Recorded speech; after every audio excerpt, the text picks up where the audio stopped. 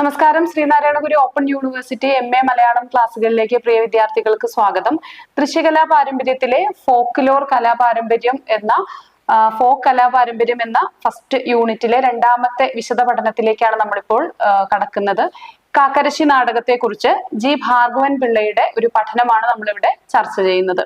അപ്പോൾ ജി ഭാർഗവൻ പിള്ള അദ്ദേഹം കേരളത്തിലെ നാടൻ കലാരൂപങ്ങളെ കുറിച്ച് ആഴത്തിൽ പഠനം നടത്തിയിട്ടുള്ള വളരെ പ്രഗത്ഭനും പ്രമുഖനുമായിട്ടുള്ള ഒരു ഗവേഷകനാണ്. അദ്ദേഹത്തിന്റെ അഭിപ്രായത്തില് കാക്കരശ്ശി നാടകം എന്ന് പറയുന്നത് കേരളത്തിലെ ഏറ്റവും ജനകീയമായിട്ടുള്ള ഹാസ്യ കലാരൂപങ്ങളിൽ ഒന്നാണ്.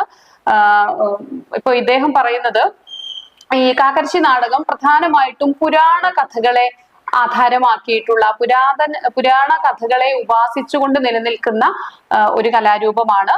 അപ്പോൾ ഇതിനെ ആസ്പദമാക്കിയിരിക്കുന്നത് രാമായണത്തിലെയും ഭാരതത്തിലെയും ഭാഗവതത്തിലെയും ഒക്കെ ഏതെങ്കിലും കഥാസന്ദർഭങ്ങളെയാണ് ഇത് ആസ്പദമാക്കിയിരിക്കുന്നത്. അപ്പോൾ എത്ര ഗൗരവപൂർണമായിട്ടുള്ള കഥകളാണെങ്കിലും സാഹചര്യങ്ങളാണെങ്കിലും വളരെ തന്മയത്വത്തോടു കൂടി ഹാസ്യത്തിന്റെ മേമ്പടിയോട് കൂടിയിട്ട് നമ്മുടെ വളരെ ലളിതമായിട്ടുള്ള ഒരു നാടോടി ജീവിതത്തിന്റെ അല്ലെങ്കിൽ നാടൻ ജീവിതത്തിന്റെ പശ്ചാത്തലത്തിലേക്ക് അതിനെ കൊണ്ടുവന്നിട്ടാണ് ഇത് അവതരിപ്പിക്കപ്പെടുന്നത്. ഇപ്പൊ ഇതുവഴി ഈ ഗൗരവമായ പുരാണ വിഷയങ്ങൾ സാധാരണക്കാർക്ക് പോലും വളരെ ലളിതമായിട്ട് മനസ്സിലാകുന്ന രീതിയിലേക്ക് അതിനെ മയപ്പെടുത്തിയിട്ട് പരിവർത്തനപ്പെടുത്തിയിട്ടാണ് അവതരിപ്പിക്കപ്പെടുന്നത്. ഇനി കാക്കരശ്ശി നാടകത്തിന്റെ മറ്റൊരു സവിശേഷത എന്ന് പറയുന്നത് വളരെ സറ്റയറിക്കലാണ്, ആക്ഷേപഹാസ്യപരമാണ്. അതുപോലെ തന്നെ സാമൂഹിക വിമർശനം, ഇങ്ങനെ കൂരമ്പ് കൊണ്ട് ഭരണാധികാരികളെയും ഈ അഴിമതിക്കാരെയും ഒക്കെ ഇങ്ങനെ കുറിക്കൊള്ളുന്ന ഫലിതത്തിലൂടെ ഇത് വിമർശിക്കുന്നുണ്ട്.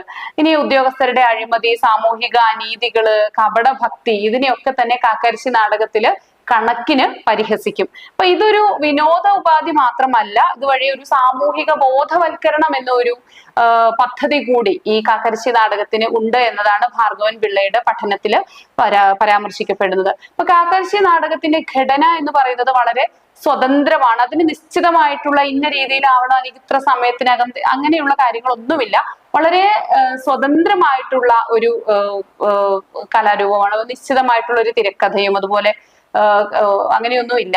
കലാകാരന്മാരുടെ തത്സമയ സംഭാഷണങ്ങൾ അപ്പപ്പോൾ വരും. നമ്മൾ ഈ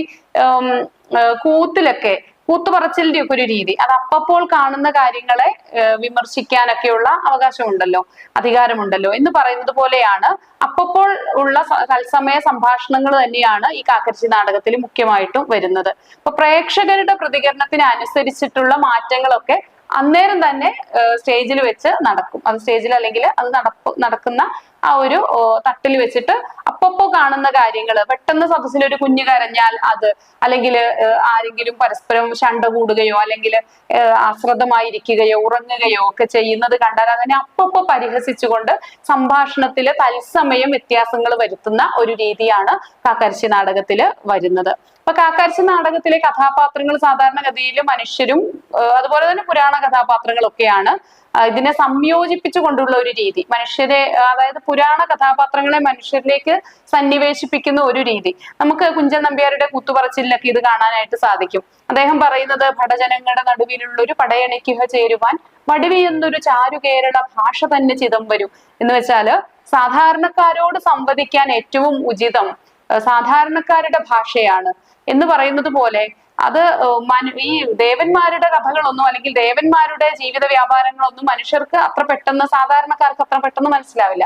അപ്പൊ ഈ ദേവന്മാരെ മനുഷ്യരിലേക്ക് സന്നിവേശിപ്പിച്ചുകൊണ്ട് മനുഷ്യർക്ക് മനസ്സിലാകുന്ന രീതിയിലാണ് ഇത് അവതരിപ്പിക്കപ്പെടുന്നത്. അതുകൊണ്ട് തന്നെ പുരാണ ലോകവും സാധാരണ ജീവിതവും തമ്മിലുള്ള ഒരു ഗ്യാപ്പ്, അകലം കുറയുന്നതായിട്ട് ഈ പ്രേക്ഷകർക്ക് ഈ കഥയുമായിട്ട് ഒരു ആത്മബന്ധം ഉണ്ടായി കിട്ടുന്നതിനൊക്കെ ഇത് കാരണമാകുന്നു. അപ്പൊ ഭാർഗവൻ പിള്ളയുടെ വിലയിരുത്തലിന്റെ അടിസ്ഥാനത്തിൽ കാക്കരശ്ശി നാടകം കേരളത്തിലെ വളരെ ജനപ്രിയവും അതുപോലെ തന്നെ ഒരു ജനാധിപത്യപരവുമായിട്ടുള്ള ഒരു കലാരൂപം, അപ്പൊ അഭിപ്രായം രേഖപ്പെടുത്താനൊക്കെ സാധിക്കുന്ന ജനാധിപത്യപരമായിട്ടുള്ള ഒരു കലാരൂപങ്ങളിൽ ഒന്നാണ്. അപ്പൊ ഇത് അധികാരത്തെ ചോദ്യം ചെയ്യുന്നുണ്ട്. അതുപോലെ സാധാരണക്കാരായ ജനങ്ങളുടെ ശബ്ദം ഈ കലാരൂപത്തിലൂടെ ഉയർത്തുകയും ചെയ്യാൻ സാധിക്കുന്ന ഒരു പ്രകടന കലയാണ് കാക്കരശ്ശി നാടകം. ഇനി നമുക്ക് ഇതിന്റെ മൂന്നാമത്തെ വിശദ പഠനം കൂടി ഈ ഒരു ഭാഗത്ത് തന്നെ ചർച്ച ചെയ്യാം. അതായത് തെയ്യത്തിന്റെ രൂപവൈവിധ്യങ്ങളെ കുറിച്ച് ഡോക്ടർ MV വിഷ്ണു നമ്പൂതിരിയുടെ ഒരു പഠനം, അതിനെ ആസ്പദമാക്കിയിട്ടുള്ള കാര്യങ്ങളാണ് നമ്മൾ ഇവിടെ ഡിസ്കസ് ചെയ്യുന്നത്. അപ്പൊ ഡോക്ടർ MV വിഷ്ണു നമ്പൂതിരി തെയ്യത്തെ വെറും ഒരു നൃത്ത അനുഷ്ഠാന കലയായിട്ടല്ല കാണുന്നത്. അദ്ദേഹം അത് കേരളത്തിലെ ജനജീവിതവുമായി അഭേദ്യമായി ബന്ധപ്പെട്ട് കിടക്കുന്ന ജനജീവിതത്തെയും അതുപോലെ ജനങ്ങളുടെ വിശ്വാസ സമ്പ്രദായങ്ങളെയും സാമൂഹിക ഘടനകളെയും ഒക്കെ സമഗ്രമായിട്ട് പ്രതിഫലിക്കുന്ന ഒരു സാംസ്കാരിക പ്രതിഭാസമായിട്ടാണ് അദ്ദേഹം തെയ്യത്തെ വിലയിരുത്തുന്നത്. അപ്പൊ അദ്ദേഹത്തിന്റെ പഠനത്തിലെ പ്രധാനപ്പെട്ട ആശയം എന്ന് പറയുന്നത് തെയ്യത്തിന്റെ രൂപവൈവിധ്യങ്ങളെ കുറിച്ചാണ്. ഇദ്ദേഹം പറയുന്നത്, ഇദ്ദേഹത്തിന്റെ അഭിപ്രായത്തിൽ തെയ്യത്തിന്റെ ഈ വൈവിധ്യങ്ങള് ദൈവത്തിന്റെ എന്ന് വെച്ചാൽ തെയ്യം ഓരോ ദൈവത്തിന്റെ ആണല്ലോ അരങ്ങേറ, അല്ലെങ്കിൽ ഒരു ദൈവമാണ് തെയ്യം എന്നതാണ് വിശ്വാസം. അപ്പൊ ഓരോ ദൈവങ്ങളുടെയും സ്വഭാവം, കഥാപാത്ര പാരമ്പര്യം, സാമൂഹിക പശ്ചാത്തലം, ഇതിനെയൊക്കെ അടിസ്ഥാനപ്പെടുത്തി മാറ്റങ്ങൾ ഉണ്ടായിരിക്കും. ഭൂമിശാസ്ത്രപരമായിട്ടുള്ള പ്രത്യേകതകളൊക്കെ അതിന് ആധാരമാണ്. അപ്പൊ അതിനെയൊക്കെ അടിസ്ഥാനപ്പെടുത്തിയിട്ട് തെയ്യത്തിന്റെ രൂപവൈവിധ്യവും പ്രകടമാണ്. നമുക്ക് തെയ്യത്തിലെ പലതരത്തിലുള്ള തെയ്യക്കോലങ്ങൾ നമുക്ക് കാണാനായിട്ട് സാധിക്കും. കുരുത്തോലയൊക്കെ കെട്ടിയിട്ട് പല രൂപത്തിലുള്ള വേഷവിധാനങ്ങളോട് കൂടിയ തെയ്യ രൂപങ്ങൾ കാണാം. അപ്പൊ ഓരോ തെയ്യവും വ്യത്യസ്ത ദേവതകളെയും വ്യത്യസ്ത വീരപുരുഷന്മാരെയും ഒക്കെയാണ്, അല്ലെങ്കിൽ വ്യത്യസ്ത പ്രകൃതി ദൈവങ്ങളെയൊക്കെയാണ് പ്രതിനിധീകരിക്കുന്നത്. അപ്പൊ അതുകൊണ്ട് തന്നെ അതിന് വേണ്ട വേഷവും മുഖച്ഛായവും വസ്ത്രവും നൃത്തശൈലിയും സംഗീതവും ഒക്കെ ഈ ഒരു വ്യത്യാസം നമുക്ക് അതിൽ കാണാനായിട്ട് സാധിക്കും. അപ്പൊ തെയ്യങ്ങളെ പ്രധാനമായിട്ടും ഇദ്ദേഹം 3 ഭാഗങ്ങളായിട്ടാണ് വർഗീകരിക്കുന്നത്. ഒന്നാമത്തേത് ദൈവ തെയ്യങ്ങളാണ്, അതായത് കാളി, ഭഗവതി, വിഷ്ണുമൂർത്തി, രക്തചാമുണ്ടി, ഇങ്ങനെയൊക്കെയുള്ള ദേവതാ രൂപങ്ങളാണ് ഒന്നാമത്തേത്. രണ്ടാമത്തേതിൽ തെയ്യങ്ങളാണ്. ഒന്ന് ദൈവതെയ്യം എന്ന് പറയുമ്പോൾ ആ ഒരു ദൈവികമായിട്ടുള്ള കഥാപാത്രങ്ങളാണ് വരിക. രണ്ടാമത്തേത് വീരതെയ്യം എന്ന് പറയുന്നത് നമുക്കറിയാം, വടക്കൻ കേരളത്തില് ഈ വീരന്മാരുടെ ഇപ്പൊ വടക്കൻ പാട്ടുകളിലൊക്കെ നമ്മൾ കാണുന്ന ഉദയനനും അങ്ങനെയൊക്കെയുള്ള തച്ചോളി ഉദയനൻ തുടങ്ങിയ വീരപുരുഷന്മാരുണ്ട്. അപ്പൊ ഈ വീരപുരുഷന്മാരുടെ ജീവിത കഥകളെ ആസ്പദമാക്കിയിട്ടുള്ള തെയ്യക്കോലങ്ങളാണ്. കുറുമ്പനും പുല്ലുപാറക്കണ്ണനും ഒക്കെ ഇതില് വരുന്നുണ്ട്. ഇനി പ്രകൃതി ദേവതയുമായി ബന്ധപ്പെട്ട തെയ്യങ്ങളാണ് മറ്റൊന്നായിട്ട് വരുന്നത്. അപ്പൊ ഇവിടെ പ്രകൃതി ദൈവങ്ങൾ എന്ന് പറയുന്നത് വന ദേവതകളൊക്കെയാണ്. പാമ്പുകള്, സർപ്പദേവതകള്, അതുപോലെ വനദേവതകള്, ഇതൊക്കെയാണ് ഇതിന്റെ ഭാഗമായിട്ട് വരുന്നത്. ഇനി ഡോക്ടർ വിഷ്ണു നമ്പൂതിരിയുടെ പഠനത്തില് ഈ തെയ്യത്തിന്റെ മുഖച്ഛായവും വേഷസങ്കല്പവും അതിന്റെ ദൈവികതയും അതുപോലെ തന്നെ സാമൂഹിക അർത്ഥവും ഒക്കെ പ്രകടിപ്പിക്കുന്ന പ്രധാനപ്പെട്ട ഘടകമായിട്ടാണ് വിലയിരുത്തപ്പെടുന്നത്. അപ്പൊ വേഷത്തിലും അതിന്റെ ഉയരത്തിലും നിറത്തിലും ഒക്കെ ഈ ഒരു വ്യത്യാസം നമുക്ക് പ്രകടമായിട്ട് കാണാനായിട്ട് സാധിക്കും. അതുപോലെ ആ ഒരു ദൈവത്തിന്റെ ശക്തി, ഇപ്പൊ ഓരോ ദൈവങ്ങൾക്കും ഓരോ ധർമ്മങ്ങളാണ് ഉണ്ടാവുക. സൃഷ്ടിക്ക്, അത് സ്ഥിതിക്ക്, സംഹാരത്തിനൊക്കെ വേറെ വേറെ ദൈവ പരിവേഷമാണ് ഉള്ളത്. അപ്പോൾ ഇവിടെ ശക്തി, ക്രോധം, കരുണ, ഇങ്ങനെ വ്യത്യസ്തമായിട്ടുള്ള ദൈവിക ഭാവങ്ങളെ സന്നിവേശിപ്പിക്കാൻ വ്യത്യസ്ത കഥാപാത്രങ്ങളും രൂപവ്യത്യാസവും ഒക്കെ വരുന്നു എന്നുള്ളതാണ് ഇദ്ദേഹത്തിന്റെ അഭിപ്രായം. അപ്പൊ അതില് ചുവപ്പും കറുപ്പും ഒക്കെ ശക്തിക്കും ഭീകരതയൊക്കെ സൂചിപ്പിക്കുമ്പോൾ വെള്ളയും മഞ്ഞയും ഒക്കെ ശാന്തതയും ശുദ്ധിയൊക്കെ സൂചിപ്പിക്കുന്നു. അപ്പൊ ഇതൊക്കെ ഉപയോഗിക്കുന്നതിനനുസരിച്ചിട്ട് അവരുടെ രൂപത്തില് വ്യത്യാസം വരുന്നു എന്നുള്ളതാണ് ഇദ്ദേഹത്തിന്റെ അഭിപ്രായം. ഇനി നമുക്ക് അടുത്തത് കേരളത്തിലെ മാപ്പിള കലാരൂപങ്ങളെ കുറിച്ചാണ് അടുത്ത ഭാഗം വിശദ പഠനം ചർച്ച ചെയ്യുന്നത്. അപ്പൊ കേരളത്തില് പ്രത്യേകിച്ച് കോഴിക്കോട്, മലപ്പുറം, കണ്ണൂര് ജില്ലകളില് നിലവിലുള്ള മാപ്പിള മുസ്ലിം, അവിടെ അധിവസിക്കുന്ന മുസ്ലിം വിഭാഗത്തിന്റെ മാപ്പിള സംസ്കാര പാരമ്പര്യത്തിൽ നിന്ന് ഉത്ഭവിച്ചിട്ടുള്ള കലാരൂപങ്ങളാണ് മാപ്പിള കലാരൂപങ്ങൾ എന്ന് പറയുന്നത്. അപ്പൊ ഇതില് അറബി ഭാഷയും മലയാളവും അതുപോലെ തമിഴും, ഈ മൂന്നിന്റെയും ഒരു സങ്കര, അല്ലെങ്കിൽ ഇതിന്റെ മൂന്നിന്റെയും ഒരു മിശ്രിതം നമുക്ക് ഇവിടെ മിശ്രണം നമുക്ക് ഇവിടെ കാണാനായിട്ട് സാധിക്കും. ഇപ്പൊ ഒന്നാമത്തേത് മാപ്പിളപ്പാട്ട് തന്നെയാണ്. മാപ്പിള കലാരൂപങ്ങളിൽ ഏറ്റവും ജനകീയമായിട്ടുള്ള ഒരു കലാരൂപമാണ് മാപ്പിളപ്പാട്ട്. അപ്പൊ ഇത് ദൈവവിശ്വാസം, മതവിശ്വാസം, അതുപോലെ തന്നെ പ്രവാചകന്റെ ചരിത്രം, സാമൂഹിക ജീവിതം, പ്രണയം, വിവാഹം പോലെയുള്ള ജീവിതത്തിലെ പലതരത്തിലുള്ള ചടങ്ങുകള്, ആഘോഷങ്ങള്, ഇതുമൊക്കെയായി ബന്ധപ്പെട്ട മാപ്പിളപ്പാട്ടുകള് വരുന്നുണ്ട്. തൊഴില്, ദേശസ്നേഹം, ജീവിതം, ഇങ്ങനെ എന്തൊക്കെയാണോ നമ്മുടെ മനുഷ്യ ജീവിതവുമായി ബന്ധപ്പെട്ടിരിക്കുന്നത് ഇതെല്ലാം തന്നെ മാപ്പിളപ്പാട്ടിന്റെ പ്രമേയമായിട്ട് വരാറുണ്ട്. നമുക്കറിയാം മാപ്പിളപ്പാട്ട് വളരെ ജനകീയമായിട്ടുള്ള ഒരു കലാരൂപമായതുകൊണ്ട് തന്നെ മാപ്പിളപ്പാട്ടിന്റെ പ്രതിപാദ്യ വിഷയങ്ങള് നമുക്കറിയാതെ യുദ്ധം വരും, രാഷ്ട്രീയം വരും, എല്ലാം ഇതിന്റെ അണ്ടറിൽ വരുന്നതാണ്. ഇനി അറബി മലയാളം ലിപിയിലാണ് ആദ്യകാലത്തൊക്കെ ഇത്തരം പാട്ടുകൾ എഴുതപ്പെട്ടിരുന്നത്. ഇപ്പൊ ഉദാഹരണത്തിന് നമുക്ക് മുഹിയുദ്ദീൻ മാല, ബദർമാല, കപ്പപ്പാട്ട്, കൽപ്പനപ്പാട്ട് ഇങ്ങനെ തുടങ്ങിയ പാട്ടുകളൊക്കെയാണ് ഇതിന് എക്സാമ്പിൾ ആയിട്ട് പറയാവുന്നത്.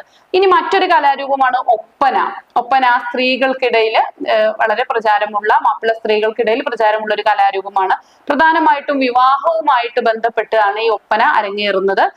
സ്ത്രീകൾ കൂട്ടമായിട്ട് മാപ്പിളപ്പാട്ടുകൾ പാടി, ഒപ്പന പാട്ടുകൾ, അതായത് കല്യാണ പാട്ടുകൾ പാടുകയും കൈ കൊട്ടി കളിക്കുന്ന പ്രത്യേക വേഷവിധാനത്തോടുകൂടി മാപ്പിള സ്ത്രീകളുടെ, മലബാറിന്റെ മാപ്പിള സ്ത്രീകളുടെ വേഷവിധാനത്തിൽ ചെയ്യുന്ന ഒരു കലാരൂപമാണ്. അപ്പൊ ഇതിലൊരു മണവാട്ടി ഉണ്ടായിരിക്കും. മണവാട്ടിക്ക് ചുറ്റും കൈകൊട്ടി പാടുന്ന രീതിയിലാണ് ഇത് ഒപ്പന അരങ്ങേറുന്നത്. ഇന്ന് നമുക്ക് നമ്മുടെ കലാമേളകൾക്കൊക്കെ വളരെ പ്രധാനപ്പെട്ട ഒരു ഐറ്റമായിട്ട് ഒപ്പന നിലനിൽക്കുന്നുണ്ട്. ദെൻ കോൽക്കളിയാണ് മറ്റൊന്ന്. പുരുഷന്മാരുടെ ഒരു കലാരൂപമാണ്. കോല്, പുരുഷന്മാര് കയ്യില് അല്പം ഒരു ചെണ്ടക്കോലിന്റെ ഒക്കെ വലിപ്പമുള്ള കോല് കയ്യിൽ പിടിച്ചിട്ട് അത് പരസ്പരം കൊട്ടിയിട്ട് കോൽക്കളി നടത്തുന്നു. അതിനും പ്രത്യേകമായിട്ടുള്ള പാട്ടുകളുണ്ട്. മത ഉത്സവങ്ങളുടെ, ആചാരങ്ങളുടെ ഒക്കെ ഭാഗമായിട്ട് കോൽക്കളി അരങ്ങേറാറുണ്ട്. ഇനി ഒന്നാണ്, മറ്റൊരു കലാരൂപമാണ് ദഫ് മുട്ട്. അപ്പൊ ഇതിൽ ദഫ് എന്ന ഒരു വാദ്യം ഉപയോഗിക്കുന്നു എന്നുള്ളതാണ് ഇതിന്റെ പ്രത്യേകത. അപ്പൊ ഇതൊരു നൃത്തരൂപം തന്നെയാണ്. ഈ ദഫ് മുട്ടിക്കൊണ്ട്, ഒരു കയ്യിൽ ദഫ് പിടിച്ച് മറ്റേ കൈ കൊണ്ട് ദഫിൽ മുട്ടിക്കൊണ്ടുള്ള ഒരു കലാരൂപമാണ്. അപ്പൊ ഇത് മത ഉത്സവങ്ങള്, വിവാഹങ്ങള്, മതപ്രഭാഷണ വേദികള് ഇവിടെയൊക്കെ അരങ്ങേറുന്ന ഒരു കലാരൂപമാണ് ഈ ദഫ്മുട്ട് എന്ന് പറയുന്നത്. അപ്പൊ ഇത് വളരെ ഒരു ഭക്തി പാരമ്പര്യതയില് അവതരിപ്പിക്കപ്പെടുന്ന ഒരു കലാരൂപമാണ്. വളരെ ആവേശകരമായിട്ടുള്ള ഒരു ശൈലിയാണ് ദഫ്മുട്ടിന് ഉള്ളത്. ഇനി മറ്റൊന്നാണ് അറവനമുട്ട്. ഈ അറവനമുട്ട് അല്ലെങ്കിൽ അറവാനമുട്ട് എന്നൊക്കെ പറയാറുണ്ട്. ഈ ദഫിനേക്കാൾ അല്പം കൂടി വലിയ ഒരു ഉപകരണമാണ്, വാദ്യോപകരണമാണ് ഇതിൽ ഉപയോഗിക്കുന്നത്.